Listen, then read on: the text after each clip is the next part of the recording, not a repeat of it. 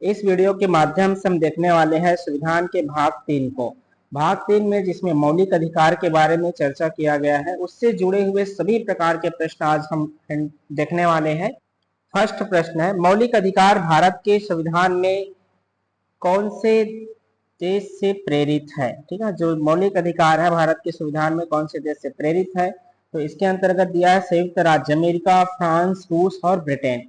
इसमें अगर हम देखें तो राइट आंसर होगा हमारा संयुक्त राज्य अमेरिका। याद रखेंगे, जो भारत के मौलिक अधिकार है इससे प्रेरित संविधान है अमेरिका का। अमेरिका के ही संविधान से मौलिक अधिकार को भारत के संविधान में शामिल किया गया था। तो राइट आंसर हो जाएगा संयुक्त राज्य अमेरिका।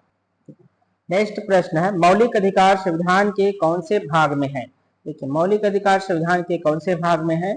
तो भाग 3 में है। भाग 3 के अंतर्गत आता है मौलिक अधिकार। याद रखेंगे, संविधान में जैसे अगर हम कहें कि संविधान में कुल भाग की संख्या कितने हैं, तो संविधान में कुल भाग की संख्या 22 है। इन 22 भाग में से भाग 3 में संविधान के मौलिक अधिकार का चर्चा किया गया है। भाग 1 में जैसे राज्य एवं संघ के बारे में बताया गया है, और भाग 2 में नागरिकता के बारे में बताया गया, और भाग 3 में मौलिक अधिकार। इसमें मौलिक अधिकार से जुड़े हुए प्रश्न है, तो याद रखना मौलिक अधिकार संविधान के भाग 3 में है। तो राइट आंसर होगा बी। अच्छा, इसके अंतर्गत आर्टिकल भी आप याद रख सकते हैं कि भाग 3 में कौन कौन से आर्टिकल हैं। तो भाग 3 के अंतर्गत अनुच्छेद 12 से 35 तक इसका चर्चा किया गया है मौलिक अधिकार का। नेक्स्ट प्रश्न है, मौलिक अधिकार की विशेषता नहीं है, ये है वाद योग्य है। देखिए, मौलिक अधिकार अगर हम देखें तो मौलिक अधिकार जो है क्यों प्रदान किए गए हैं? तो मौलिक अधिकार हमारे व्यक्तित्व के चहुमुखी विकास के लिए, चहुमुखी विकास के लिए मौलिक अधिकार प्रदान किए गए हैं संविधान में, ताकि व्यक्ति जो है अपने चहुमुखी विकास कर सके, सभी क्षेत्र में अपना विकास कर सके। इसके लिए मौलिक अधिकार अनिवार्य है। तो मौलिक अधिकार के हनन होने पर मान लीजिए कभी सरकार इस पर अंकुश लगाता है, तो सरकार के अंकुश लगाने पर इसमें आप वाद विवाद कर सकते हैं, न्यायपालिका के समक्ष अपील कर सकते हैं, क्योंकि न्यायपालिका मौलिक अधिकार के संरक्षक होते हैं, जिसमें सुप्रीम कोर्ट, हाई कोर्ट के श्रेणी के न्यायालय आते हैं। तो उसमें जाकर आप वाद विवाद कर सकते हैं। तो इसी को कहा गया है यह वाद योग्य है। तो मौलिक अधिकार क्या है? वाद योग्य है। ये कथन सत्य है। सरकार के निरंकुशता पर अंकुश लगाता है, ये भी सत्य है। न्यायालय द्वारा संरक्षण है, ये भी सत्य है। इनका उद्देश्य कल्याणकारी राज्य की स्थापना करना है, ये असत्य है। तो इसमें राइट आंसर हो जाएगा विशेषता नहीं है पूछा गया है, तो डी इसका राइट आंसर होगा। इनका उद्देश्य कल्याणकारी राज्य की स्थापना करना है, या मौलिक अधिकार का उद्देश्य नहीं है। कल्याणकारी राज्य की स्थापना करना भाग 4 के राज्य के नीति निदेशक तत्वों का उद्देश्य है, ठीक है, ना कि मौलिक अधिकार का। नेक्स्ट प्रश्न है, मौलिक अधिकार संविधान के कौन से अनुच्छेद तक है? देखिए, अभी जस्ट मैंने ऊपर बताया कि मौलिक अधिकार जो है संविधान के भाग 3 में कौन कौन से अनुच्छेद तक? 12 से 35 तक इसका चर्चा किया गया है। तो इसमें राइट आंसर क्या होगा? ए, अनुच्छेद 12 से 35। नेक्स्ट प्रश्न है, मौलिक अधिकारों को असंगत या उनका अल्पीकरण करने वाली विधियां शून्य होंगे संविधान के कौन से अनुच्छेद में है? देखिए, जो मौलिक अधिकार को असंगत करने वाली जितने भी कानून बनाया जाएगा हमारे देश में, जैसे कानून बनाने का अधिकार संघ सूची और समवर्ती सूची के मामले में अगर हम देखें तो संघ सरकार को है, केंद्र सरकार जो है कानून बना सकता है। इसमें कानून बनाने का मुख्य अधिकार किसे? संसद। तो संसद को है। राज्य के अंतर्गत विधानमंडल को है, ये जो है कानून बनाते हैं। इनके द्वारा क्या हो कि ऐसे कानून बना दिया जाए जो आपके मौलिक अधिकार का उल्लंघन करे, उनका कम करे। जैसे आप सभी को अगर हम कहें कि वाक अभिव्यक्ति की, चलो हम स्वतंत्रता है, ठीक है, वाक अभिव्यक्ति की स्वतंत्रता हमारे मौलिक अधिकार के अंतर्गत आता है। अब अगर हम कहें कि आपको बोलने की आजादी नहीं है, कि आप किसी भी प्रकार के अपना बात नहीं रख सकते, तो ये गलत होगा, ठीक है। तो इसी के खिलाफ आप अपील कर सकते हैं। तो अपील करेंगे तो जो न्यायपालिका है उस कानून को रद्द कर देता है, समाप्त कर देता है। इसी को कहा गया है कि उनका अल्पीकरण करने वाली विधियां शून्य हो गई। तो यह संविधान के कौन से आर्टिकल में कहा गया है? तो मौलिक अधिकार के अनुच्छेद 13 में। अनुच्छेद 13 कहता है कि जितने भी ऐसे कानून बनाया जाएगा जो विधि को अंतर्गत मौलिक अधिकार को कम करेगा, घटाएगा, उस कानून को सुप्रीम कोर्ट और हाई कोर्ट रद्द कर देता है। तो राइट आंसर है बी। नेक्स्ट प्रश्न है, मौलिक अधिकार के संबंध में निम्नलिखित में से कौन सा कथन असत्य है? असत्य कथन की हमें पहचान करना है। ठीक है, पहला कथन दिया है, मूल संविधान में 7 मौलिक अधिकार दिए गए थे। यह सत्य है, मूल संविधान में 7 मौलिक अधिकार थे। संपत्ति का जो अधिकार है इसे हटा दिया गया था। संपत्ति के अधिकार को, जैसे 44वां संविधान संशोधन 1978 द्वारा संपत्ति के अधिकार को हटा दिया गया था कि ये मौलिक अधिकार नहीं होगा। ठीक है, तो वर्तमान में कितने मौलिक अधिकार है? 6 है। मूल संविधान में 7 था, तो इसे याद रखना, संपत्ति के अधिकार अब मौलिक अधिकार नहीं है, यह एक वैधानिक अधिकार है। तो पहला कथन सत्य है। दूसरा है, वर्तमान में 6 मौलिक अधिकार प्रदान है, ये भी सत्य है। इसे भारत का मैग्ना कार्टा कहते हैं, ये भी सत्य है। भारत का मैग्ना कार्टा मतलब महान परिपत्र कहा जाता है इसे, मौलिक अधिकार को। चौथा, संवैधानिक उपचारों का अधिकार इसकी आत्मा है, ये भी सत्य है। भीमराव अम्बेडकर ने कहा भी था कि अगर पूरे संविधान में कोई एक आर्टिकल हो जिसे वह उनकी आत्मा कहे तो वह आर्टिकल 32 था, और 32 में है संवैधानिक उपचारों का अधिकार, इसी को कहते हैं उनकी आत्मा। तो याद रखेंगे, भीमराव अम्बेडकर के द्वारा इसे आत्मा कहा गया था, तो ये भी सत्य है। तो इसमें चारों कथन सत्य है। इसमें ऑप्शन में क्या दिया है? 1 2 2 3 3 4 डी। डी इनमें से कोई नहीं, मतलब इनमें से कोई भी जो कथन है असत्य कथन नहीं है, सभी सत्य हैं। नेक्स्ट प्रश्न है, दिए गए युग्म में कितने युग्म सुमेलित है? कितने युग्म सुमेलित है पहचानना है। देखिए, जो 6 हमारे मौलिक अधिकार दिए गए हैं इसी को युग्म करके यहाँ पर पूछे गए हैं। पहला है समानता का अधिकार। समानता का अधिकार अनुच्छेद 14 से 18 तक है, सही है। स्वतंत्रता का अधिकार अनुच्छेद 19 से 22 तक है, ये भी सही है। शोषण के विरुद्ध अधिकार 23-24, ये भी सही है। धार्मिक स्वतंत्रता के अधिकार अनुच्छेद 25 से 28, ये कथन भी सत्य है, युग्म सुमेलित है। संस्कृति और शिक्षा का अधिकार अनुच्छेद 29-30, ये भी सत्य है। संवैधानिक उपचारों का अधिकार अनुच्छेद 32, ये भी सत्य है। तो सभी युग्म जो है इसमें सुमेलित है। ऑप्शन दिया है केवल 2 युग्म, केवल 3 युग्म, केवल 4 युग्म, और डी है उपयुक्त सभी युग्म। तो राइट आंसर हो जाएगा डी, उपयुक्त सभी युग्म सुमेलित है। इस आर्टिकल को याद रखेंगे, नोट डाउन करना चाहे तो कर सकते हैं, क्योंकि ये महत्वपूर्ण है, आप इसे याद रखेंगे ही रखेंगे। ठीक है, समानता का अधिकार कौन कौन से अनुच्छेद तक वर्णन है? स्वतंत्रता का अधिकार, शोषण के विरुद्ध अधिकार, धार्मिक स्वतंत्रता का अधिकार, संस्कृति शिक्षा का अधिकार और संवैधानिक उपचारों का अधिकार। ये हमारे 6 जो संविधान में मौलिक अधिकार दिए गए हैं ये है, तो इसे आर्टिकल सहित आपको याद रखना पड़ेगा। नेक्स्ट प्रश्न है, विधि के समक्ष समता और विधि के समान संरक्षण। देखिए, विधि के समक्ष समता, विधि के समान संरक्षण संविधान के कौन से अनुच्छेद में है? तो अनुच्छेद 14 राइट आंसर हो जाएगा। अनुच्छेद 14 में है विधि के समक्ष समानता और समान संरक्षण। इसका अर्थ होता है कि कानून के दृष्टि से ना तो अमीर लगेगा और ना ही गरीब, सभी व्यक्ति चाहे अमीर रहे गरीब रहे, ऊंच नीच, सभी जाति वर्ग लिंग भेद किसी भी प्रकार का ना भेद करते हुए सभी जो है कानून के दृष्टि से क्या होंगे? इक्वल होंगे, बराबर होंगे। यहाँ पर ऐसा नहीं है हमारे देश में कि अमीरों के लिए अलग कानून, गरीबों के लिए अलग कानून। सबके लिए जो दंड संहिता होगा वो इक्वल होगा। कानून के दृष्टि से सभी व्यक्ति समान होंगे और सबको जो है कानून की दृष्टि से समान संरक्षण का भी अधिकार प्रदान किया जा सकता है। तो राइट आंसर है अनुच्छेद 14। नेक्स्ट प्रश्न है, अनुच्छेद 15 में क्या शामिल नहीं है? देखिए, अनुच्छेद 15 क्या कहता है? अनुच्छेद 15 मुख्य रूप से धर्म, मूल वंश, जाति, लिंग, धर्म, मूल वंश, जाति, लिंग, इन सबके आधार पर जो है प्रतिषेध है, किसी भी प्रकार का भेदभाव नहीं किया जा सकता। हाँ, इसमें कुछ कुछ स्पेशल उपबंध भी किए गए हैं, जैसे जो सामाजिक आर्थिक दृष्टि से पिछड़े रहेंगे उन्हें कुछ उनके लिए विशेष उपबंध किए जा सकते हैं राज्य सरकार के द्वारा। ठीक है, तो इसमें शामिल नहीं है पूछा है। ठीक है, फर्स्ट ऑप्शन है लिंग के आधार पर भेदभाव प्रतिषेध, ये शामिल है। किसी भी प्रकार के व्यक्ति को स्त्री पुरुष के आधार पर भेदभाव नहीं किया जा सकता। सेकंड है राज्य सामाजिक और शैक्षणिक दृष्टि से पिछड़े वर्ग के लिए विशेष उपबंध कर सकता है, ये भी सत्य है, ये दोनों शामिल है। अनुसूचित जाति जनजाति को शैक्षणिक संस्थान में प्रवेश हेतु आरक्षण, ये भी सत्य है, ये भी अनुच्छेद 15 में ही आते हैं। याद रखना, अनुसूचित जाति जनजाति को शैक्षणिक संस्थान में जो एसटी एससी आबादी के व्यक्ति होंगे उसे निजी शैक्षणिक संस्थान में भी आरक्षण दिए जाते हैं उनके एडमिशन के लिए, प्रवेश के लिए। ठीक है, आप सभी को पता ही होगा इस चीज को। तो याद रखना ये प्रावधान कौन से अनुच्छेद के अंतर्गत आता है, तो अनुच्छेद 15 के अंतर्गत आता है।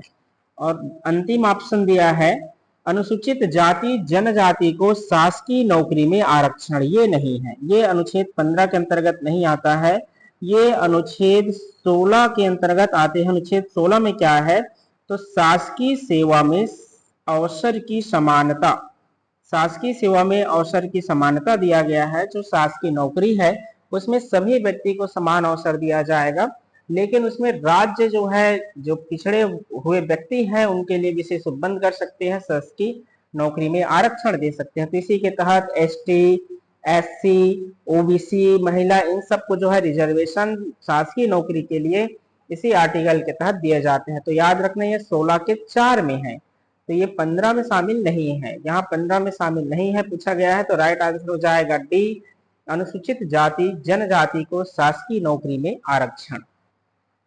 नेक्स्ट प्रश्न है, भारत में अस्पृश्यता को रोकने हेतु अस्पृश्यता अपराध नियम कब बनाया गया था? ठीक है, कब बनाया गया था अस्पृश्यता अपराध नियम? तो देखिए, अगर हम मौलिक अधिकार में देखें तो अस्पृश्यता का जो अंत है, अस्पृश्यता का जो अंत है ये आता है आर्टिकल अनुच्छेद 17 में। अनुच्छेद 17 में है अस्पृश्यता के अंत, और इसी आर्टिकल को कह सकते हैं मजबूती प्रदान करने के लिए संसद के द्वारा एक कानून बनाया गया था जिसे अस्पृश्यता अपराध अधिनियम 1955 के नाम से जानते हैं। तो इसका राइट आंसर क्या होगा?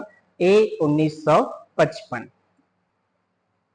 नेक्स्ट प्रश्न है, अनुच्छेद 19 के अंतर्गत क्या नहीं आता है? देखिए, ये स्वतंत्रता के अधिकार के अंतर्गत आर्टिकल है अनुच्छेद 19। अनुच्छेद 19 में बहुत सारे बातें लिखे गए हैं। वाक अभिव्यक्ति के संबंध के अंतर्गत स्वतंत्रता आता है, जैसे हमारे प्रेस की जो स्वतंत्रता है, मीडिया। ठीक है, तो ये भी पूछ सकते हैं कि मीडिया, इलेक्ट्रॉनिक मीडिया चाहे जो भी मीडिया हो, ठीक है, इन सभी मीडिया की प्रेस की स्वतंत्रता आर्टिकल 19 ही प्रदान करता है। इसी वजह से देखना प्रेस वाले कभी कभी कुछ भी छाप देते हैं क्योंकि उन्हें अभिव्यक्ति की आजादी है। ठीक है, तो ये सभी 19 में शामिल है। 19 में और भी तथ्य शामिल है, जैसे कि आप देश के कहीं किसी भी स्थान में या एक दूसरे राज्य में जैसे हम जाते हैं तो ये भी जाने का भी अधिकार हमें 19 के तहत ही प्रदान किए गए हैं।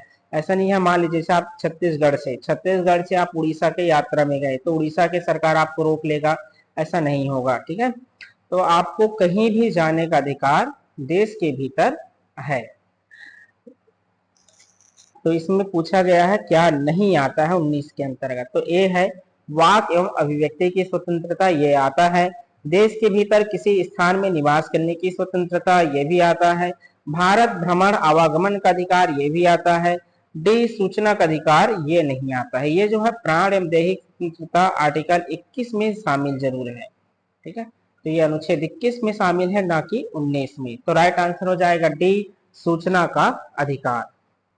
नेक्स्ट प्रश्न है, अपराध एवं दोष सिद्धि के संबंध में संरक्षण कौन से अनुच्छेद में है?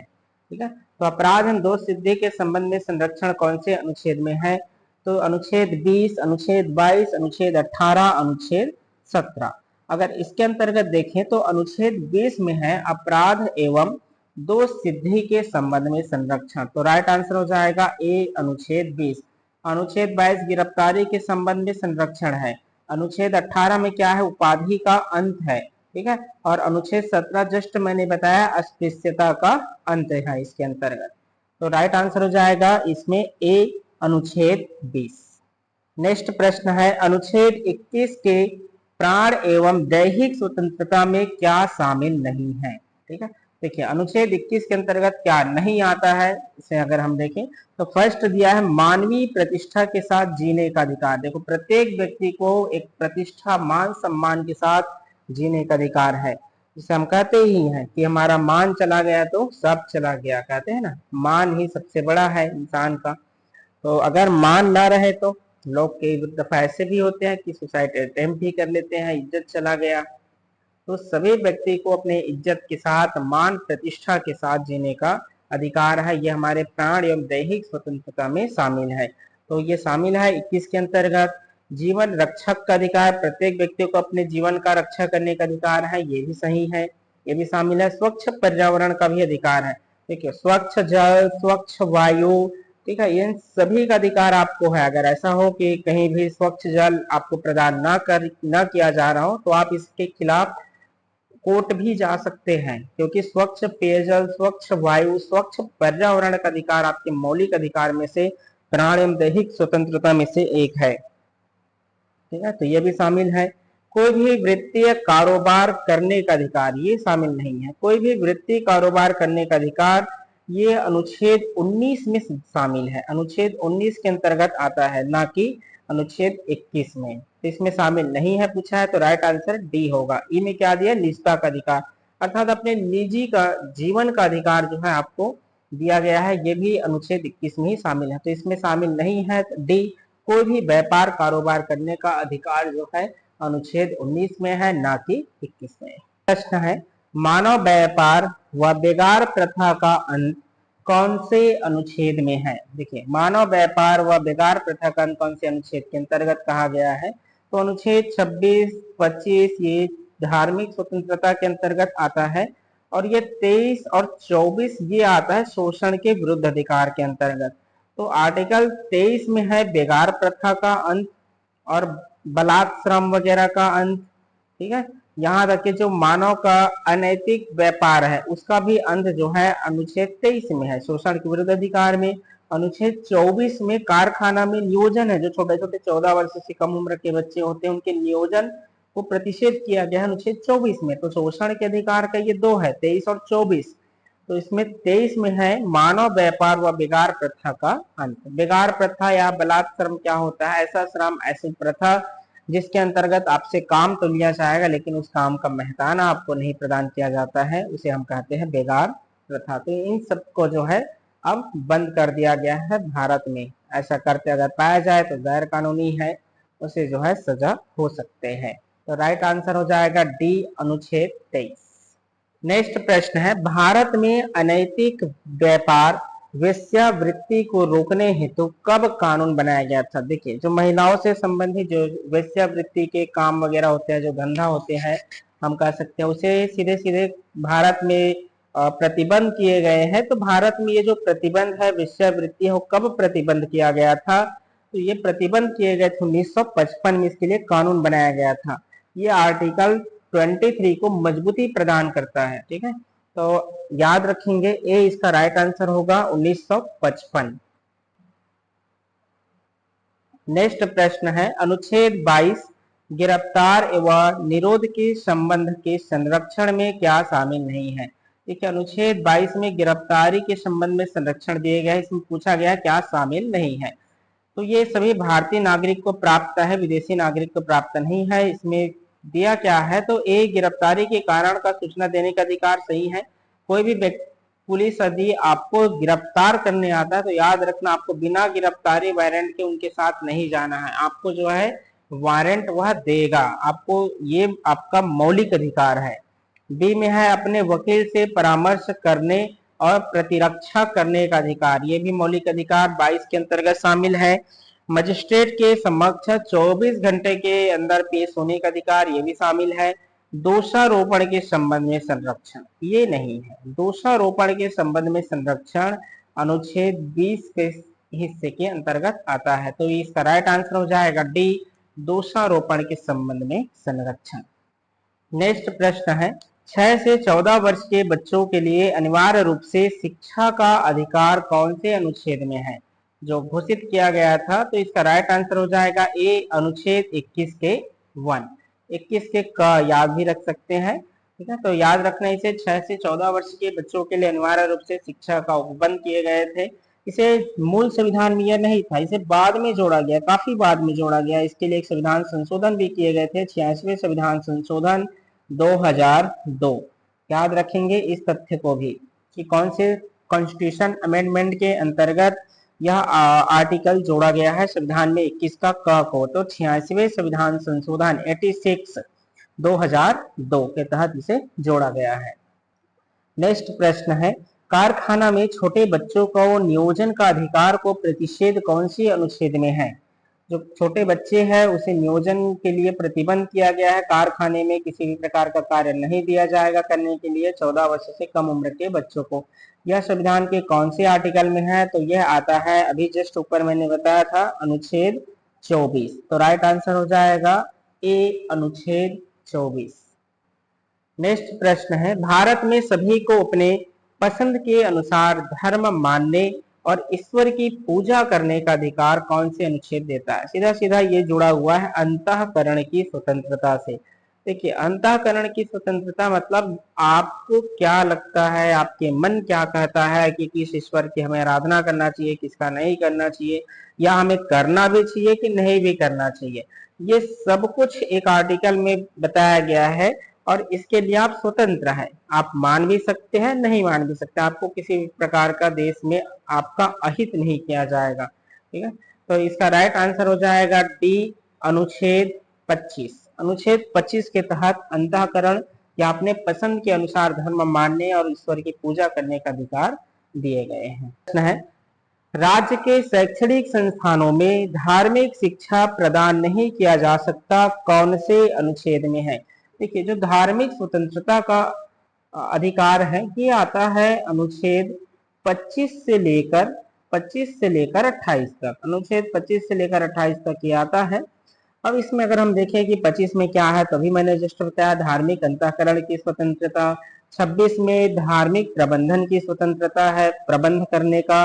और 27 में कर से मुक्त है कि किसी भी प्रकार के धार्मिक कर या अभिवृद्धि के लिए नहीं बोला जाएगा। 28 में शासकीय संस्थानों में जो शिक्षण संस्थान होगा उसमें किसी भी प्रकार के धार्मिक शिक्षा नहीं दिया जा सकता। तो याद रखेंगे इसे, इसका राइट आंसर हो जाएगा डी, अनुच्छेद 28।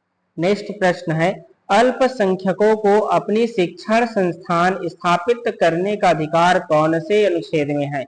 जो अल्पसंख्यक है उसे अपने शिक्षण संस्थान स्थापित करने के अधिकार कौन से अनुच्छेद में दिया गया है? ऑप्शन है अनुच्छेद 31, अनुच्छेद 30, अनुच्छेद 29 और अनुच्छेद 33।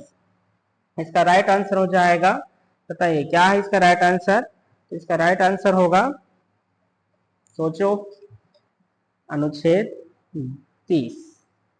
ठीक है, अनुच्छेद 30 जो है इसका राइट आंसर हो जाएगा। नेक्स्ट प्रश्न है, संवैधानिक उपचारों का अधिकार कौन से अनुच्छेद में है? जो संवैधानिक उपचार का अधिकार है उस संविधान के कौन से अनुच्छेद के अंतर्गत है?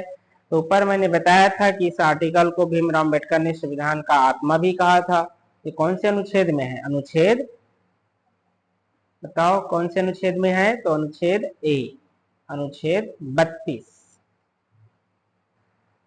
नेक्स्ट प्रश्न है, अनुच्छेद 32 के तहत न्यायालय कितने प्रकार की रिट जारी कर सकता है? जो रिट है संवैधानिक उपचार के अधिकार के तहत, तो कितने प्रकार के रिट जारी कर सकते हैं? तो रिट 5 प्रकार के जारी कर सकते हैं, जिसमें आता है बंदी प्रत्यक्षीकरण। बंदी प्रत्यक्षीकरण का अर्थ होता है प्रत्यक्षीकरण, इसका अर्थ होता है सशरीर उपस्थित कीजिए। ठीक है, इसके बाद परमादेश आता है। परमादेश का अर्थ होता है हम आदेश देते हैं। प्रतिषेध का अर्थ होता है, इसका प्रतिषेध भी है, प्रतिषेध का अर्थ होता है मना करना। उत्प्रेषण भी आते हैं, चौथा पांचवा उत्प्रेषण, चौथा हो जाएगा उत्प्रेषण। ठीक है, तो उत्प्रेषण का अर्थ होता है पूर्णतः सूचित कीजिए। फिर पांचवा होगा अधिकार परीक्षा। अधिकार परीक्षा करता है किस अधिकार से? ये सभी चीज को याद रखेंगे, बंदी प्रत्यक्षीकरण, परमादेश, प्रतिषेध, उत्प्रेषण और अधिकार परीक्षा, ये 5 प्रकार के रेट जारी करते हैं। नेक्स्ट प्रश्न है, यदि कोई व्यक्ति किसी दूसरे व्यक्ति के स्थान पर नौकरी करता है तो उसे न्यायालय किस अधिकार के तहत आदेश जारी करेगा? ऑप्शन दिया है बंदी प्रत्यक्षीकरण, बी परमादेश, सी अधिकार परीक्षा, डी प्रतिषेध। देखिए, बंदी प्रत्यक्षीकरण का अर्थ जस्ट मैंने बताया, सशरीर उपस्थित कीजिए। परमादेश हम आदेश देते हैं। ठीक है, अधिकार परीक्षा किस अधिकार से, और प्रतिषेध मना करना। एक और रिट बताया था उत्प्रेषण, पूर्णतः सूचित कीजिए। अब इसमें होगा क्या? तो अधिकार परीक्षा का अर्थ होता है किस अधिकार से, तो इसके लिए जारी होगा जब कोई व्यक्ति किसी दूसरे व्यक्ति के स्थान पर नौकरी करने लगेगा तो न्यायालय उसे ये अधिकार परीक्षा के तहत उनसे सवाल पूछेगा। तो राइट आंसर होगा सी, अधिकार परीक्षा। लास्ट प्रश्न है हमारा, मौलिक अधिकार को प्रभावी बनाने के लिए केवल संसद ही कानून बना सकता है, यह कौन से अनुच्छेद में है? ठीक है, देखिए जितने भी प्रकार के कानून बनाने का अधिकार है उसे संसद को है, याद रखना इसे। संसद के कितने अंग है? 3 अंग होते हैं संसद के, लोकसभा, राज्यसभा और राष्ट्रपति, ये 3 बॉडी होते हैं संसद के, तीनों के द्वारा ही कानून बनता है देश में। तो इसका राइट आंसर हो जाएगा ए, अनुच्छेद 35। अनुच्छेद 35 के तहत संसद जो है मौलिक अधिकार के संबंध में कानून बना सकता है।